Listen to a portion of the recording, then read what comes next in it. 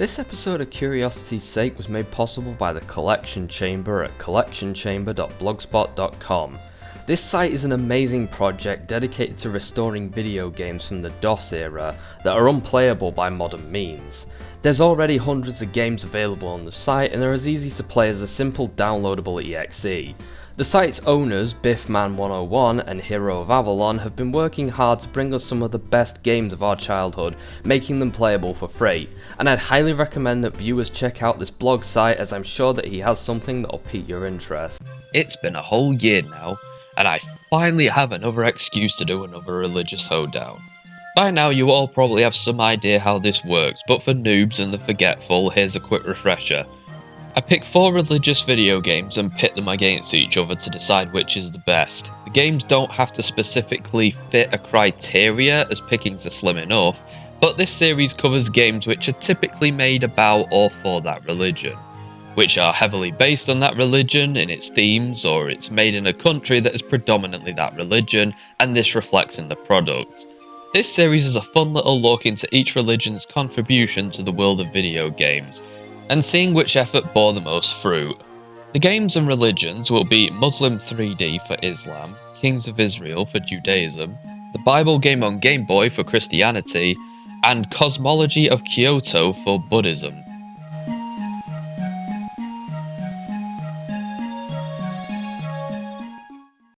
Cosmology of Kyoto is a 1995 DOS game based around Buddhism, Japanese folklore, and the historical period of 900 AD. Kyoto. I nearly said Tokyo there, and I just suddenly realised after all this time that Kyoto is just an anagram of Tokyo. So, man, they were lazy. Anyway, one of the game's biggest flexes is that the movie critic Roger Ebert apparently got hooked on this game for 2 or so weeks and utterly geeked out over it. I'm going to say as little as possible about the game so I can just jump right into it. Let's go. So you start off by picking your name, gender, and marriage status. I decided to go for a self-insert and said that I'm a man that I'm married. Technically not married, but it's the closest in terms of accuracy. You then make a face out of what feels like a very limited virtual sketch artist's thingy, and they all look vaguely similar. There is a point to this though, as we will later see, but for now I just did what I could. There, perfect. There's 3 body types, fat, thin, and somewhere in the middle. I went for thin. There's a really important reason why I'm telling you this. It's because you're entitled to exposition to get your background fix. You get a prologue scroll setting the scene. Kyoto is the new capital of Japan, and everyone has plenty of reason to be happy. What with the extreme poverty and whatnot. There's a new emperor who supposedly got the job by murdering a bunch of people, which is unheard of in the world of medieval politics. Anyway, this has unleashed a bunch of angry ghosts who have more or less drawn demons and goblins to the capital. 1,000 years across space and time, a psychic journey begins. So it implies that you're kind of experiencing this whole thing through some sort of time portal. A time of crazy demons, ghosts, goblins, dogs and cats living together, just mass hysteria. We're then greeted by several mythical beasts that represent north, south, east and west. My favourite of them is the doofy tiger, which represents the west. This CGI is actually quite impressive for the time. This game was released in 1995, the year that I was born, which makes it one of the oldest games I've covered on the show. I think Who Shot Johnny Rock is currently the oldest game, as that was originally made in 1991. You get a 3D map of the city and it has absolutely no context, so I just end up sort of clicking around and just hoping that it goes away. I just kind of want to play the game, I don't care where I end up. Welcome to the rice fields, motherfucker! So I end up in a rice field where I find a mirror. Yep, that's me, handsome boy that I am. So I fuck around a bit and find out that there's actually a very extensive encyclopedia that's part of this game. It's a really cool little feature and must have taken a lot of effort to put in, for which they have my respect. I stumble upon a corpse wearing some sort of wizard's outfit, or maybe a gnome outfit, which I pry off the corpse and put on my own body like a healthy person would. Perfect. There was also a big bag of money on the corpse, which I pocketed. I walk a little over here and I'm harassed by some weird demon who I'm able to make go away by clicking on him. It drops a birdhouse on a stick, which apparently is an amulet according to the game's inventory screen. Okay, sure. Also, during this part of the game, there's this creepy, ominous laughter overheard, which I don't like because it seems to be getting louder the longer that I'm here. So I need to get the fuck out of here before I get bummed or something.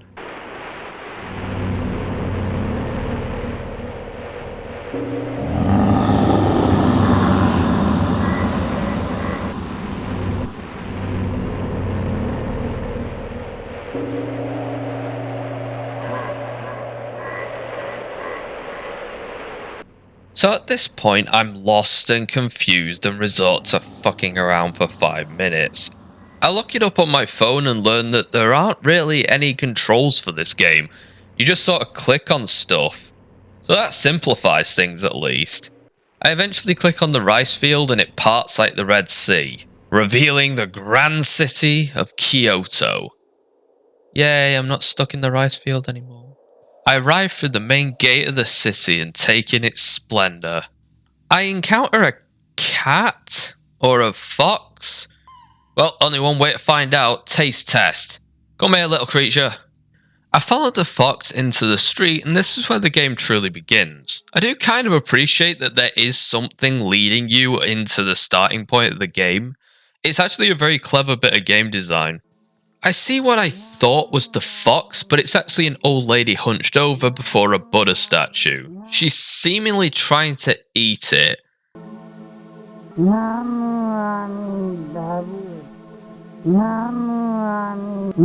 I decide to click on her to see if she can help me in my quest to finding out what the fuck is going on. Like, in general. Ah! It sounds like she's in pain trying to speak. Are you a shrunken head, missus? Are you okay? According to her, this Buddha statue saved Kobo-san's life. I'll take her word for that, though it didn't seem to do much for her because she still looks like a living dead, so... I then come across these crackheads who are asking for a handout. Should have earned their money like I did. Also, one of them has the voice of an anime girl and it's just really unfitting. Like, she sounds like a high school girl in one of those sillier animes.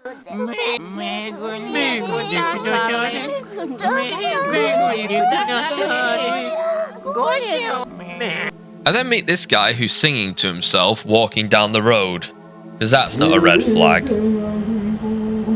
Ah, can people stop doing that? Is there some way that I can help you? Yeah, you could tell me what the fuck's going on. So he asks if I want to go to a temple with him, and I have to type in an answer. As far as I'm aware, only no and yes are accepted. Anything else just results in him informing you that he has no idea what you're saying. This game is a bit glitchy, presumably because of its age and DOSBox emulation, so I had to fuck around a bit to actually get him to understand me. Wow, it's very, you know, immersive. It feels like I'm an actual tourist. I did say a few things that I knew wouldn't work just for fun, though. Ah. Oh, is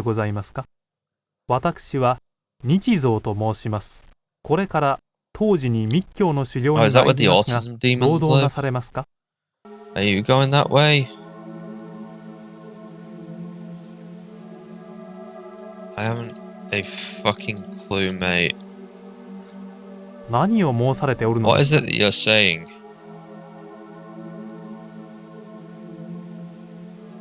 I'm lost and confused.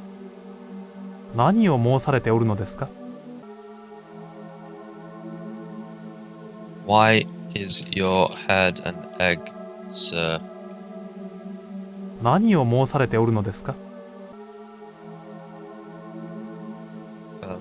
Maybe.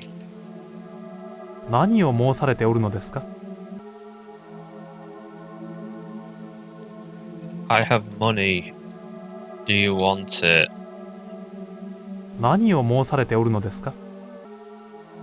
I hate you.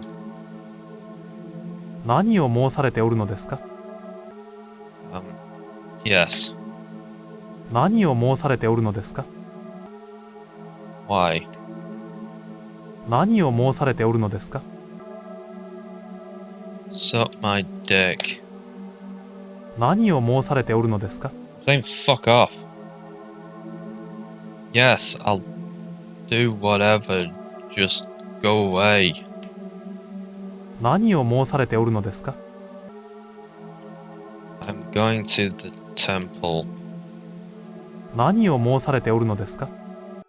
Anyway, I eventually got through to him and he led me to the temple. I took this as an opportunity to run away, but then reconsidered, since he's the first sentient human I've come across, so we might as well stick together. So I let this strange man take the lead into the temple.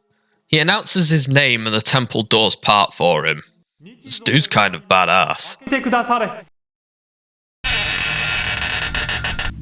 This is the main hall, where Medicine Buddha is worshipped. I didn't know there was a Medicine Buddha up until now, but I'll take his word for it, he is the priest after all. Apparently there is a lecture hall that was built by Kobo Dishi himself. I have no idea who that is, but the dude can make a good building, I'll give him that. Do you think that many people turn up for these lectures, or is it just this one dude behind his podium just pretending he has an audience? You know, a bit like me. I better enjoy my visit after the nightmare I had trying to get through to you. So I enter the temple and click on the lectern and some weird shit starts to happen. I'm visited by the ghost of Buddha or something? What the fuck?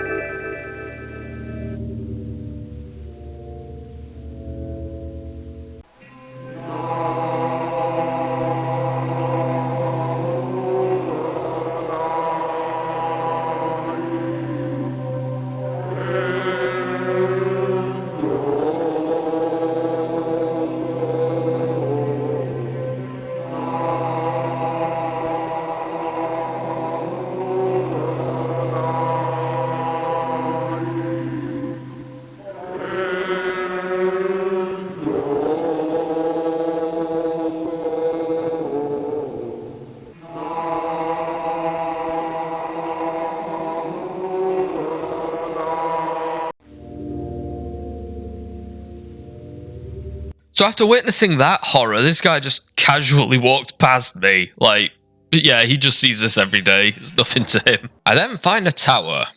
Now that is a tower. So I then walk in and some weird shit happens. Oh yeah, if you think it's been weird up until now, you're gonna be nostalgic for these days, believe me. Marge Simpson's necklace floats in front of me. Then someone lights a bong, and then devils appear all around me. And then some more stuff is added and Buddha appears. I don't know, I really don't know. Then there's a flash of light and I end up in space. With that bear that Hercules threw, presumably. I think he's floating around there somewhere.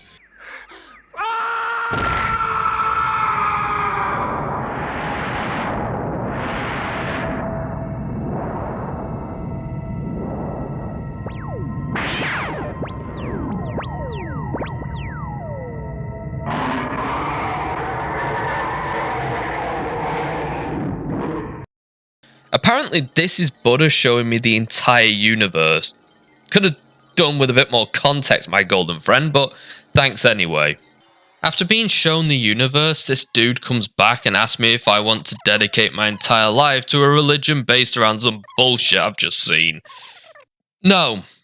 No thank you, friend. He respects my decision and hands me a scroll for my protection. This actually comes in handy later down the line. Like, a lot. So, back to aimlessly wandering the streets for me. I come across some children playing some sort of ball game and I accidentally take their ball by clicking on it. They get mad at me and fearing for my life, I just throw it anywhere like I'm just desperate to get rid of it. One of the daft little shits hits the ball and it hits a random carriage that's passing through. The carriage is carrying some sort of aristocrat and the driver isn't too happy about it. The commotion actually brings out the aristocrat, who's actually just more pissed that the driver's making an issue out of it. わらべなんぞがどうしたというのじゃ。虫けらのようなむさいものを。はよしまっせ。あ、わかりました。このたわけ者が。えい！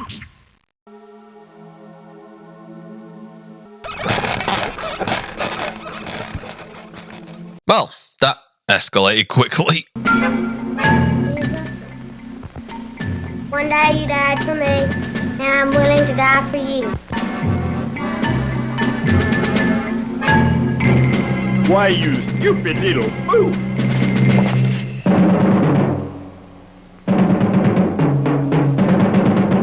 I then arrive at Fort Crackhead. I think that's its name. I don't know. That's the name I'm giving it. Someone keeps saying this way, but I don't know who it is. I still don't. I think it could be the guy in the city selling something, or maybe it's the crackheads and I wasn't able to find a way to click on the right one. So I arrive in the city, or the closest thing to a city anyway, and some dude is here trying to sell me medicine. I tell him I'll come back if I need any. Everyone is trying to sell something here, so might as well shop around. I notice some people are gathering around some bald twat holding a stick, so I approach because he's apparently really wise, but all he can seemingly do is babble about his happy place or some shit. This town takes some fucking around to navigate, but it eventually makes some kind of sense. I found some dude throwing up on the floor. Oh, so this is just basically Japan's version of my hometown then. This is the most persistent fishmonger I've ever met in my entire life.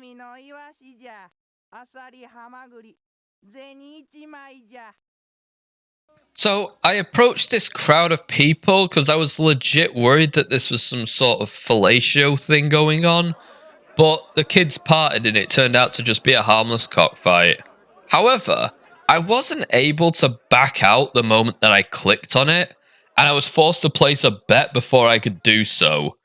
I like to think that my character was sort of pressured into it, like he was just surrounded by people expecting him to do it, so he just sort of did it. I backed the little guy, who turned out to be utterly destroyed.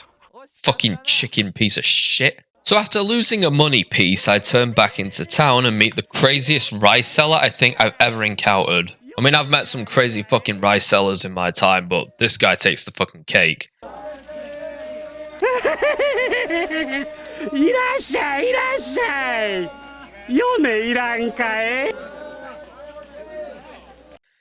Tempted to just sample some of his rice to see if it makes me as crazy as he is. Maybe it's got LSD in it or something. Then I come across these needy twats who want a handout. Should have bet on the cockfighting like I did. That turned out to be profitable. Their misery is the most entertaining thing in this town, so I just sort of bask in it for a bit. I then meet two dudes who have this lady at sword point, and I apparently have to pay them or they'll kill her. Because I'm super duper nice, I gave my last shekel away, and they took it despite it not being enough to save her life. So they just killed her anyway. See, this is what being nice gets you. I finally managed to find a way out of that town where I encountered these guys. No idea who the fuck they are or why they're around. So I go into this place and a ghost greets me at the front door and tells me that I've wandered into this domain and that I should know who he is. I don't, so I admit that and he tells me to fuck off. He tells you that regardless of what you say, so it doesn't really matter. I then walk down an alleyway and end up walking in on some kinky shit. This guy with a sword tells me that it's my money or my life. I don't have any money, so he just kills me. My medieval me transforms into whatever the fuck this is, and game over? Well, no, this is actually where death comes into it. You see, death is not the end in this game, and is actually just a bit of an inconvenience. When killed, you are transported to the 6 realms of existence, where you witness some fucked up imagery, really driving home the hell vibe.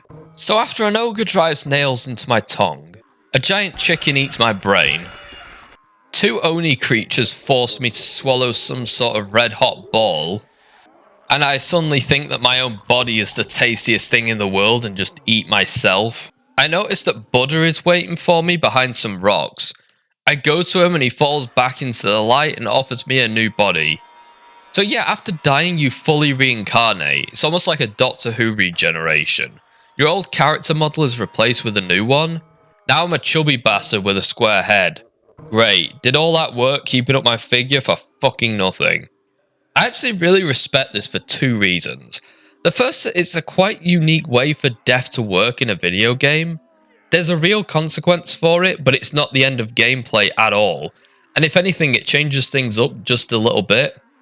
The second, from a Religious Hoedown perspective, is that it's awesome how Buddhism is actually translated into a game mechanic. I haven't seen this since the Pilgrim's Progress, where the attacks are like prayers and Christian values and shit. Thirdly, I do have to commend Buddha because unlike Jesus and Muhammad, he didn't just leave me to die, he actually came back and saved me. So you know what? From this point onwards, Buddha is my G. I arrive at this flower house where there's a ghost lady. Some little girl servant or whatever she is. Maybe she's her pet, I don't know. But she tells me that the lady of her house has something for me. It's apparently a poem of some sort. She's actually one of the few pretty people in the game, and also one of the few people who isn't hiding some horrible disfigurement behind a fan. So bask in this. She then tells me to meet her later on at Kawaranoin.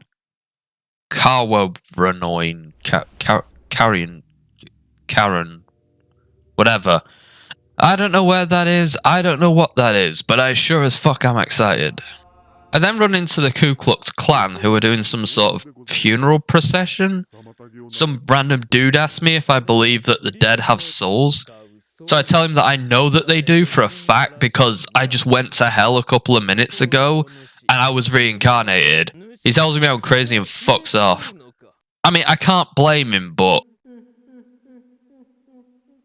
I find some birds eating a corpse, so I look at the corpse and it turns into a pregnant woman, then a rotten pregnant woman, then a skeleton and then dust.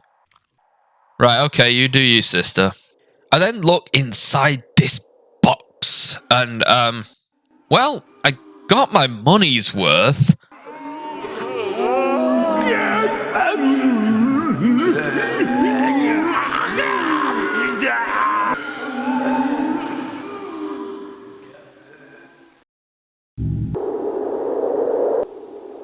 Oh shit, there's that prick that murdered her. I'm going the long way around. I then arrive at this house where this dude is waiting for me. He's some sort of exorcist who is here to kick the ass of some goblins and wants me to tag along for some reason. So after agreeing to follow the intense exorcist into the house, I'm greeted by this horrific courtyard in which I don't know what to do. There's a door on the right, a woman comes out with her fan, which is an ill omen in this game. Nothing good ever comes of that. She pulls her fan down to reveal her dick nose. This is nothing compared to the left, which causes a horde of children to run into the building. Yeah, I'll take the dick nose, thanks. Finally, the ceiling is full of spirits of the damned. Still not as bad as the horde of children. After fucking around a bit, all of the events happen at once, and an old man appears to tell us that this is his house and we need to fuck off.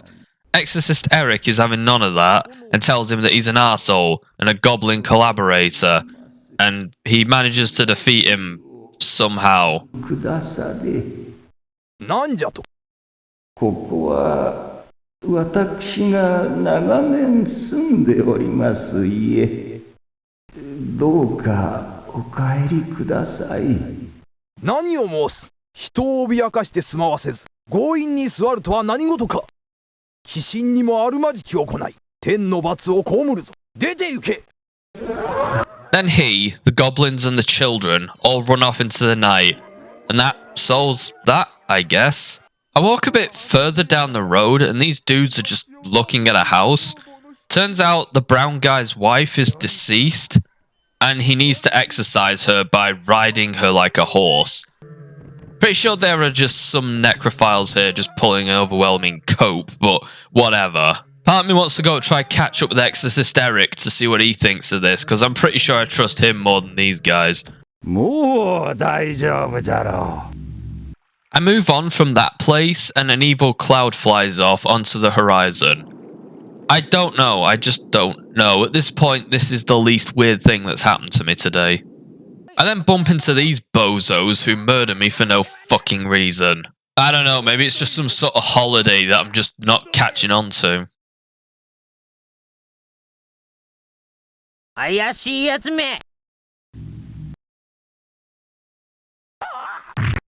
became a little onion demon who gets the shit kicked out of him by an Oni, I think?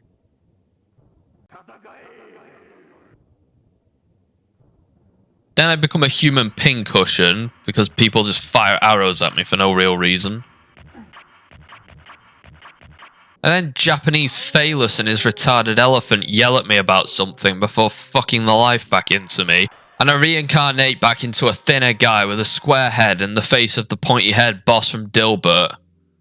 I don't know if this is the best or the worst role I've had yet. So I loot my own corpse and I move on. Never thought I'd say that. I got to a place and I'm told that this place is closed to common people. Go back. So I do.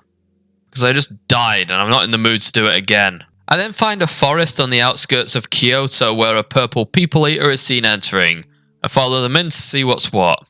So this brown robed dude emerges carrying a severed head. Because, I don't know, he wanted to show me it because he's really proud of it or something. He's so edgy, look at that smirk. He then morphs into some sort of demon. Okay, cool. I don't have a severed head to compete with, but I do have that scroll that the priest gave me, and I hope that's cool enough to compete. So I contribute to show and tell by pulling out my scroll, and, well, he doesn't seem to like it, and he runs away. Oh, I thought I made a friend there. Then there's another woman with a fan. Oh, this'll go well.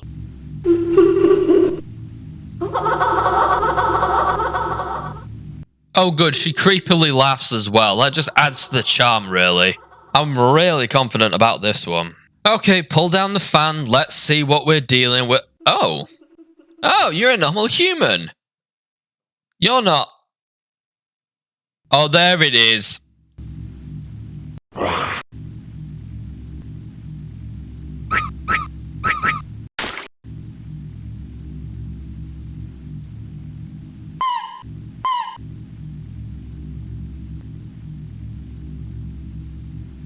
Get me the fuck back to civilization. I approach this here wagon to find it's just a wagon and it moves you from one place to another. Fascinating. I didn't even get murdered or propositioned by a fox. What is this? I then find another carriage which has been pretty badly fucked up and there's a demon waiting for me inside. Hey demon, look at my scroll. Oh. He didn't like it either. Shame. What the fuck is this? Alright, calm your titties, I was just looking. So this dude is apparently keeping evil spirits and demons at bay. This is like the bad part of town, if that's even possible, where all the demons apparently live. And this guy's doing his best to stop them. Shame he couldn't stop me from getting covered in kitsune piss, but whatever. If I truly value my life, I should leave now. Except I don't, because death is just a minor inconvenience for me. So I'm alright, mate, don't worry about me. You got a towel? This guy has a flair for the dramatic, I'll admit, but he does deal with demons all day, and I know for a fact that that's a fucking nightmare on its own, so I don't blame him. So I walk over here, and there's a little demon goblin fuck running around in the fields, and his mates are apparently fascinated by this corpse. Try walking down the street, but the ghost of this asshole tells me that someone important is walking down that street, so I have to take a different one. This is like the time that Kim Kardashian made my parents wait outside while she shopped in Paris. Fuck this guy. I can't seem to go the other route, as I go all funny when I have to go that way, so no idea why, but I guess I'm just kind of stuck in this district for now. I walk a bit further down the street and holy fuck! The shit happened here! So, this one does have some explanation behind it, though I had to look it up. Supposedly, this is the Kazan Stone, according to the collection chamber archivist Biffman, though I've also found stuff on it that suggests it's the Nagata meteorite. This was witnessed in 1861, around May 19th, by a young boy who saw it fall from the sky. That must have been a fucking trip back in the day, just walking down the street and seeing a giant ball of fire fall and blow up everything around you. I mean, now there's things to rationalize it, but back then, it's anyone's guess. Regardless, it's a cool little feature to have this sort of historical moment in the game. So I go back to this guy and decide to play fuck around and find out with the demons. I met this blue guy in his undies, who I show my cool scroll and he shits himself and runs away. Damn demons have no appreciation for fine scroll work.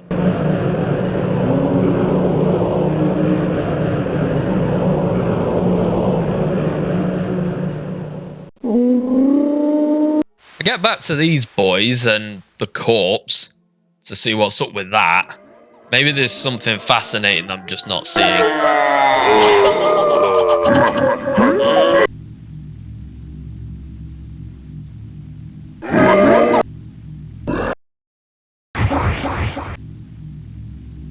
The corpse morphs into a woman who is about to come to life, and she's actually making eyes at me, but this guy runs in and stops the ritual.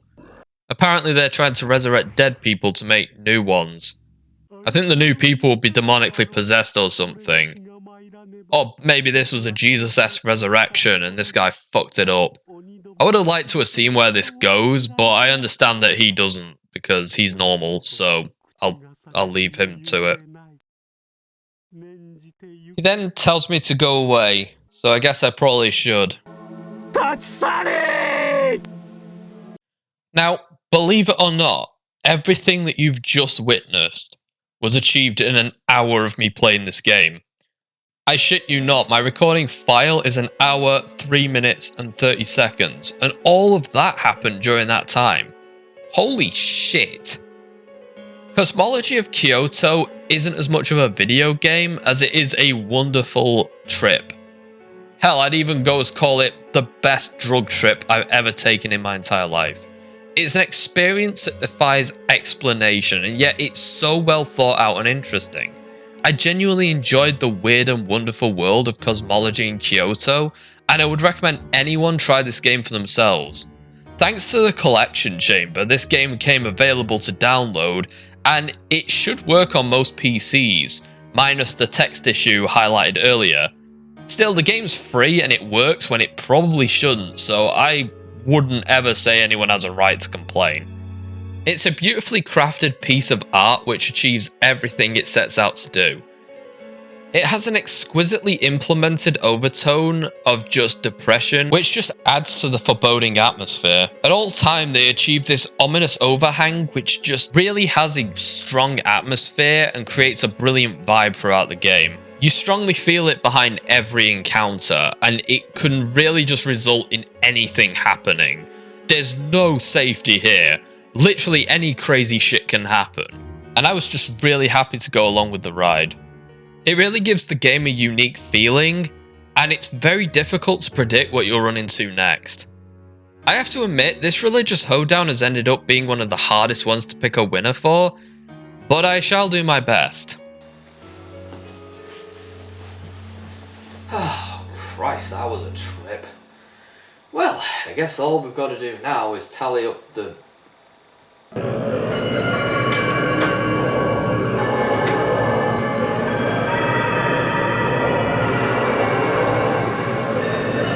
Who the fuck are you?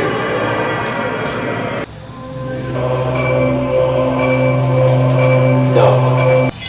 Oh no, you can't be. No. No. Get away from me, you nonce. Oh, no!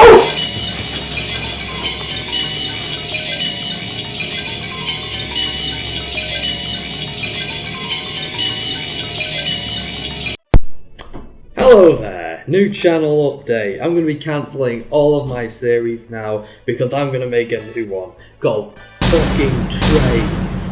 So in this episode of Fucking Trains, we're going to be talking about the Class A locomotive, which was rolled out in the 1950s. Wait, no it wasn't. You son of a bitch. It was rolled out in the 1930s. Welcome to our first episode of fucking trains. In this episode we're going to be talking about the Norfolk Western Railway Class A. Wow, that was a lot of shit to say. It was a class of 43 2664 steam locomotives built by the railroad's own Roanoke shops between 1936 and 1950, and it operated until the very late 50s.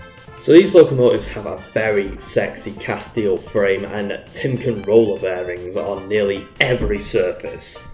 The last 5 had McGill multi-roll roller bearings? Why is it called multi-roll roller? That is so fucking weird to say. But anyway, in the side and main rods. And that is really cool. Another thing as well is that they were assigned to freight services and they had to pull slower heavy freight trains as well as a fast frame. What? Unfortunately, this train ended up on the scrap heap when those sexier diesel trains came along in the late 50s. So, unfortunately, it did actually work just as well as those, but unfortunately, it did not have the same amount of energy reservation that we really needed at the time. Plus, the diesel ones had kind of already been built and we just wanted to put them out there at this point. Sadly, all of these trains have been retired and only one of them exists today. It was preserved and it was number 1218. It was retired in 1959 and the same year it was purchased by the Union Carbide Company in Charleston, West Virginia, where it was used as a stationary boiler at a chemical plant. In 1965, it was repurchased by New England millionaire F. Nelson Blount for his locomotive collection in Steamtown, USA. Join me next time as we talk more about fucking trains! Professor Curious is a fucking spurg.